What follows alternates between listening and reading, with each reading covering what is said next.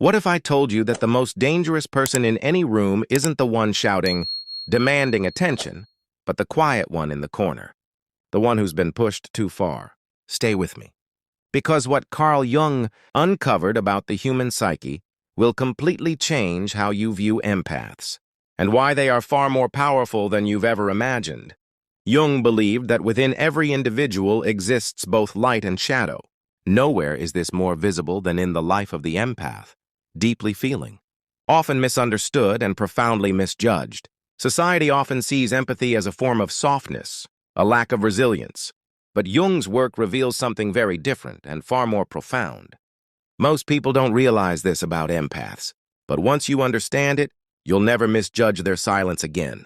According to Carl Jung, the psyche is multi-layered. We present a public face, the persona, to fit in, to be accepted. But underneath lies the real self.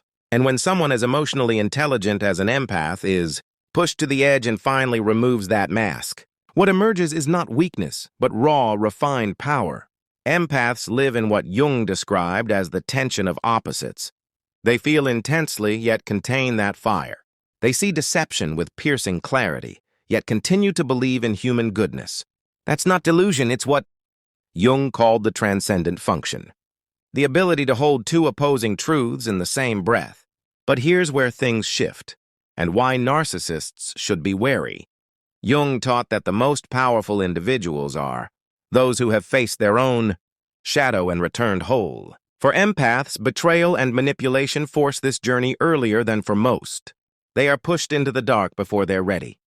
But they don't get lost there. They emerge with eyes wide open.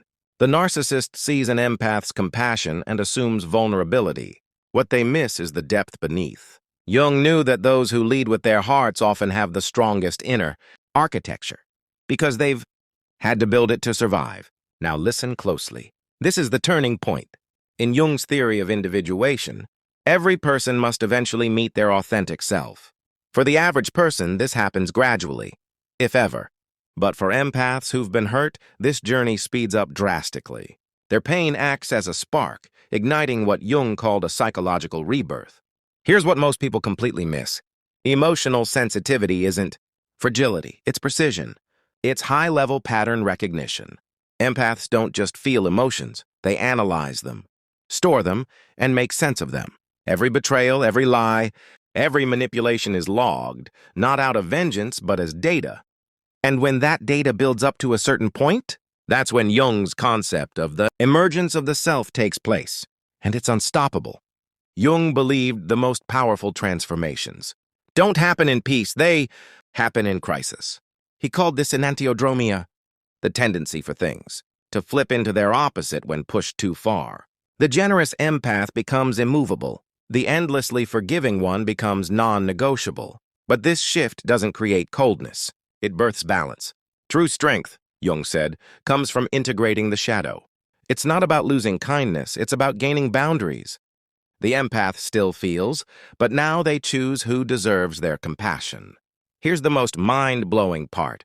Most people react from their wounds. They lash out. They want revenge. But the healed empath, they act from conscious choice.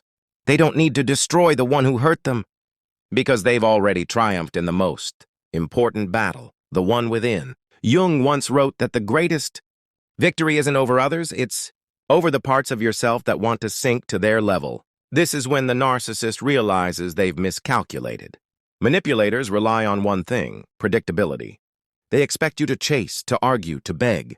But when an empath achieves what Jung called psychological autonomy, the game ends. The empath stops participating altogether. The most powerful position in any relationship, Jung found, is detachment born from clarity, not fear. The awakened empath doesn't back away because they're hurt. They step back because they finally see things as they are. And what happens next will change your entire view on emotional intelligence. According to Jung's psychological types, empaths possess dominant feeling function. This isn't emotional chaos, it's refined perception. They read subtext. They feel lies before they're spoken. But when this emotional sharpness combines with lived experience, something remarkable happens. The empath stops reacting and starts strategizing. They no longer move from pain, they move from power. Jung had a name for this shift: the transcendent function. It's the capacity to hold emotional conflict without shattering, to witness betrayal and respond with calm, to feel deeply yet act wisely. Through fire and pain, the empath evolves. They become what Jung described as individuated, whole, sovereign, no longer needing others to validate their truth. They stop seeking approval. They stop explaining themselves. They stop overgiving. They understand that their empathy is sacred and should only be given where it's reciprocated.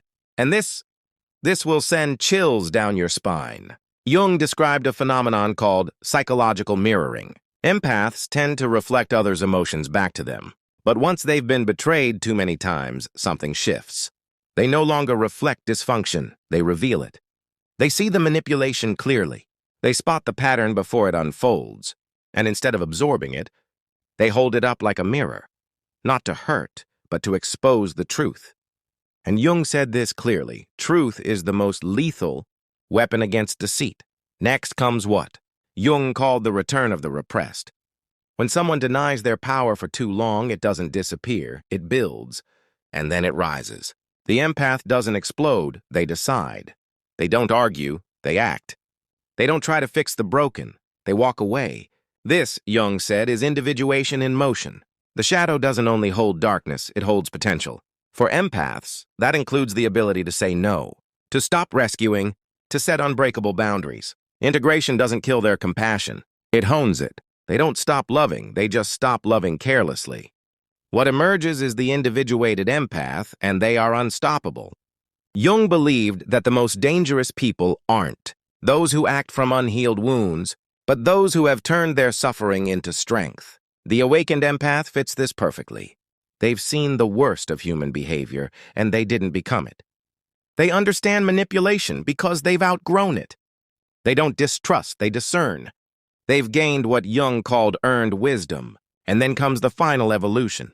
Jung taught that the pinnacle of psychological maturity is wholeness, when a person no longer seeks completion outside themselves. For the empath, this is both a liberation and a revolution. They stop proving, they stop chasing, they stop apologizing for needing respect, reciprocity, and real care. They reach psychological sovereignty, full ownership of their emotional landscape. And then comes the return to self. Jung believed that real strength isn't the absence of emotion, it's emotion infused with wisdom. And the awakened empath lives this paradox beautifully. They feel deeply but love carefully. They understand others but engage wisely. They forgive but remember. They hold both their light and their shadow with equal reverence. They know when to be gentle and when to be firm. They've mastered what Jung called appropriate response. And here's what makes them truly untouchable. Jung's highest ideal was a person who no longer needs external validation. The awakened empath gets there, not by cutting the world off, but by choosing their place in it wisely. They don't save people who don't want to be saved. They don't pour their light into bottomless pits. They engage only in conscious relationships where respect, care, and mutual growth exist. The result? The individuated empath, a force of nature. Not loud, not aggressive, but immovable. Not destructive, but unshakable. They no longer need revenge. They've transcended it. They don't fear solitude. They welcome it. They've become, as Jung envisioned, psychologically complete. Someone who's transformed wounds into wisdom and pain into power. And that, Jung said, is the most terrifying reality a narcissist can face. Someone who now loves themselves as deeply as they once loved others. This is the empath's sacred journey, from victimhood to sovereignty, a full psychological metamorphosis. They dive into their darkness, meet their shadow, integrate their truth, and emerge not broken but holy. Jung knew the truth. Within every wound lies a doorway. Within every betrayal, a call to awaken. And those who rise from that fire, they become the light others follow. This is the psychology of the awakened empath.